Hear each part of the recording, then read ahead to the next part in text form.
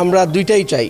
পূর্ণ সংস্কার কখনো সম্ভব না, পূর্ণ সংস্কার রাজনৈতিক দলেই করবে, কিন্তু বেসিক যে সংস্কারগুলো চলমান সেইগুলোর একটা বাস্তব প্রতিফলন হওয়া পর্যন্ত আমরা অপেক্ষা করতে চাই। কতদিন পর্যন্ত অপেক্ষা করতে চান? না, সেটা সর্বোচ্চ 1 বছর থেকে 1.5 বছর, তার চেয়ে বেশি হওয়া মনে হয় দেশের জন্য মঙ্গলজনক হবে না।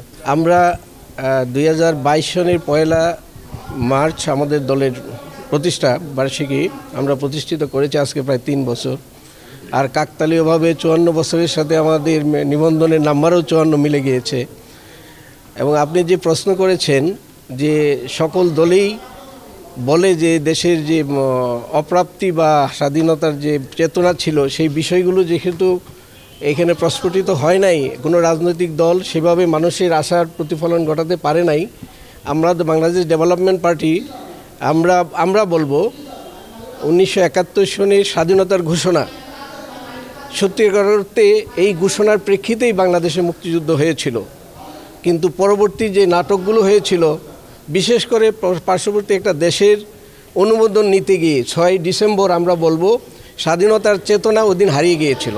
যে বিশ্বাসগুলোকে আমরা মিউচুয়াল ট্রাস্ট ব্যাংক পিএলসি বিশ্বাস করি প্রবলভাবে, একে অপরের বিশ্বাস হয়ে। Mutual trust bank, you can bank on আস।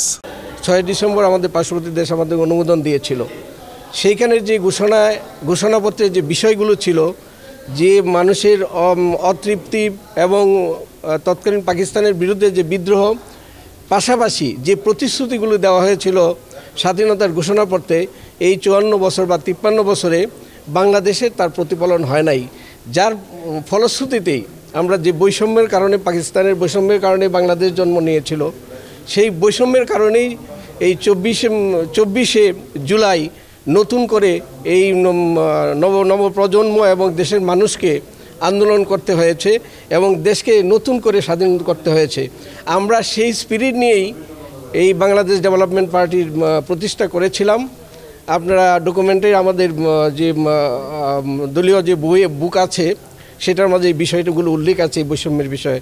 এবং আমরা মনে করি এই নতুন বাংলাদেশ যে আজকে তৈরি হয়েছে, এখন আমাদের দলের মুখ্য বিষয় থাকবে সেই বাংলাদেশকে ধারণ করা, সেই স্পিরিটকে ধারণ করা, 1971 সনের স্বাধীনতার ঘোষণাকে ধারণ করা এবং এই 24শে জুলাইয়ের যে বিপ্লব, সেই বিপ্লবকে ধারণ করে বাংলাদেশের নতুন রাজনৈতিক আবহাওয়া যে তৈরি হচ্ছে তার সাথে সমন্বয় করে বাংলাদেশকে সামনে এগিয়ে নেওয়া।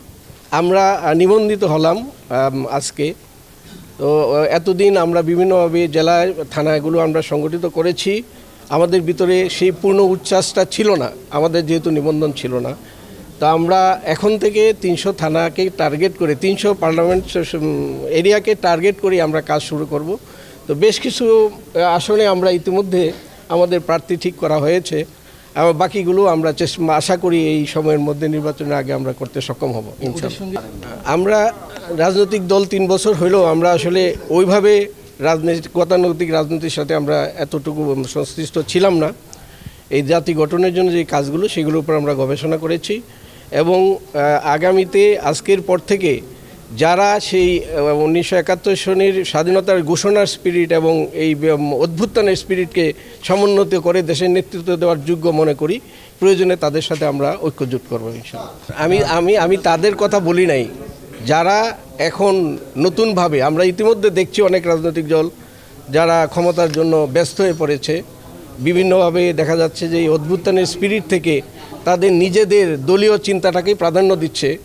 এই বিষয়গুলো আমরা অবশ্যই কনসিডার করছি।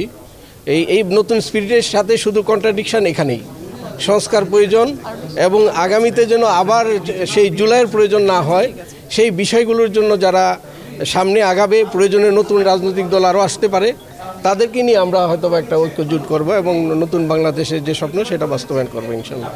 আমরা দুইটাই চাই। পূর্ণ সংস্কার কখনো সম্ভব না, পূর্ণ সংস্কার রাজনৈতিক দলেই করবে, কিন্তু বেসিক যে সংস্কারগুলো চলমান সেইগুলোর একটা বাস্তব প্রতিফলন হওয়া পর্যন্ত আমরা অপেক্ষা করতে চাই। কতদিন পর্যন্ত অপেক্ষা করতে চান? না, সেটা সর্বোচ্চ 1 বছর থেকে 1.5 বছর, তার চেয়ে বেশি হওয়া মনে হয় দেশের জন্য মঙ্গলজনক হবে না।